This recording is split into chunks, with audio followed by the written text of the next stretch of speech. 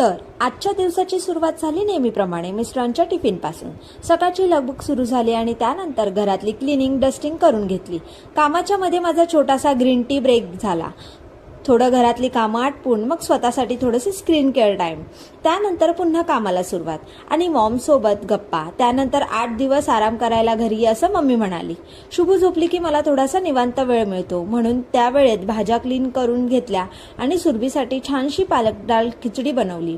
Madam झोपली आणि मग आम्ही मधल्या सुट्टीत बालवाडीमध्ये पोहोचलो। तिथे मुलांसोबत थोडी मस्ती केली आणि दिवस अजून मजेशीर झाला। संध्याकाळी घरी आल्यावर माझा आणि शुभूचा नेहमीचाच डान्स टाइम